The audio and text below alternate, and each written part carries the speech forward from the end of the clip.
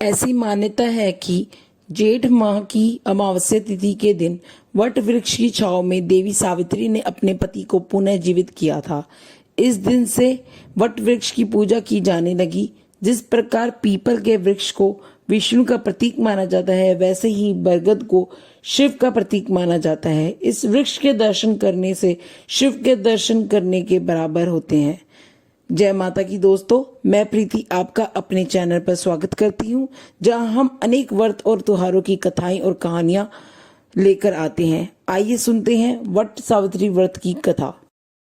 भद्र देश के एक राजा थे जिनका नाम अश्वपति था। भद्र देश के राजा अश्वपति के कोई संतान न थी। उन्होंने संतान की प्राप्ति के लिए मंत्रोच्चारण के साथ प्रतिदिन 1,00,000 आहुतियां दी। 18 वर्षों तक यह कर्म जारी रहा। इसके बाद सावित्री देवी ने प्रकट होकर वर दिया कि राजन, तुझे एक तेजस्वी कन्या पैदा होगी। सावित्री देवी के कृपा से जन्म लेने के कारण इस कन्या का नाम सावित्री रखा गया। कन्या बड़ी होकर बेहद रूपवान हुई। योग्य वर न मिलने की वजह से सावित्री के पिता दुखी थे। उन्होंने कन्या को स्वयं वर तलाशने भेजा। सावित्री तपोवन में भटकने लगी। वहां साल्व देश के राजा द्युतमान रहते थे। क्योंकि उनका राज्य किसी ने छीन लिया था, उनके पुत्र सत्यवान को देखकर सावित्री ने पति के रूप में उनका वरण किया। ऋषिराज नारद को जब यह बात पता चली तो वह राजा अश्वपति के पास पहुंचे और कहा कि हे राजन, यह क्या कर रहे हैं आप? सत्यवान गुणवान है, धर्मात्मा है और बलवान भी है, पर उसकी आयु बहुत छोटी है। वह अल्पायु है। 1 वर्ष के बाद ही उसकी मृत्यु हो जाएगी। ऋषिराज नारद की यह बात सुनकर राजा अश्वपति घोर चिंता में डूब गए।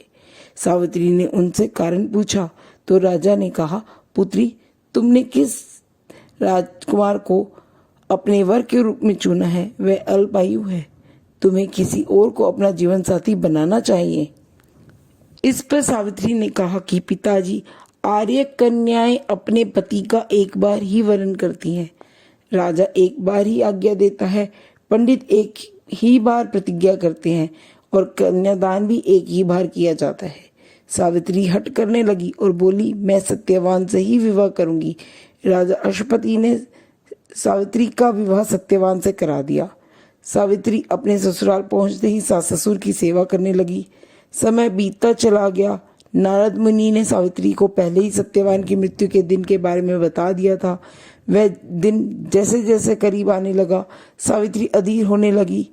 उन्होंने 3 दिन पहले ही उपास शुरू कर दिया और नारद मुनि द्वारा कही हुई तिथि पर पितरों का पूजन किया। हर दिन की तरह सत्यवान उस दिन भी लकड़ी काटने जंगल गए। साथ में सावित्री भी गई। जंगल में पहुंचकर सत्यवान लकड़ी काटने के लिए पेड़ पर चढ़ गए। तभी उनके सिर में तेज दर्द होने लगा। दर्द से व्याकुल सत्यवान पेड़ से नीचे उतर गए। सावित्री अपना भविष्य समझ गई।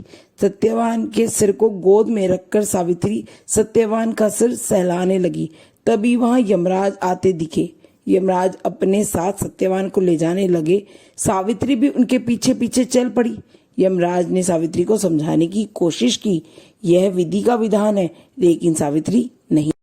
सावित्री की निष्ठा और प्रतिपरायणता देखकर यमराज ने सावित्री से कहा कि हे देवी, तुम धन्य हो, तुम मुझसे कोई वरदान मांगो। सावित्री ने कहा कि मेरे सास ससुर वनवासी हैं और अंधे हैं, उन्हें दिव्य ज्योति प्रदान करें। यमराज ने कहा, ऐसा ही होगा, जाओ अब लौट जाओ। लेकिन सावित्री अपने पति सत्यवान के पीछे पीछे चलती रही। यमराज ने कहा, देवी तुम वापस जाओ। सावित्री ने कहा, भगवान, मुझे अपने पतिदेव के पीछे पीछे चलने में कोई परेशानी नहीं है। पति के पीछे चलना मेरा कर्तव्य है। यह सुनकर उन्होंने फिर से उसे एक वरदान मांगने के लिए कहा। सावित्री बोली, हमारे ससुर का राज्य छिन गया है, उसे पुनः वापस दिला दें। यमराज ने सावित्री को यह वरदान भी दे दिया और कहा, अब तुम लौट जाओ। लेकिन सावित्री पीछे पीछे चलती रही। यमराज ने सावित्री को तीसरा वरदान मांगने को कहा। इस पर सावित्री ने 100 संतानों का और सौभाग्य का वरदान मांग लिया। यमराज ने इस वरदान को भी सावित्री को दे दिया। सावित्री ने यमराज से कहा कि प्रभु, मैं एक पतिव्रता नारी हूँ और आपने मुझे पुत्रवती होने का आशीर्वाद दिया है। यह सुनकर यमराज को सत्यवान के प्राण छोड़ने पड़े। यमराज अंत ध्यान हो गए और सावित्री उसी वट वृक्ष के पास आ गई जहां उसके पति का मित्र शरीर पड़ा था। सत्यवान जीवित हो गया और दोनों खुशी खुशी अपने राज्य की ओर चल पड़े। दोनों घर पहुंचे तो देखा माता पिता की दिव्य ज्योति प्राप्त हो गई है।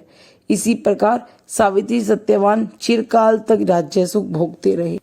वट सावित्री व्रत करने और इस कथा को सुनने से उपवासक के वैवाहिक जीवन या जीवन साथी की आयु पर किसी प्रकार का कोई संकट आता है तो वह भी टल जाता है। और अगर इसी के साथ यह कथा समाप्त होती है। और अगर आपको यह वीडियो पसंद आई हो तो हमारे चैनल को सब्सक्राइब जरूर करना। मिलते हैं एक और कथा के साथ। जय माता दी।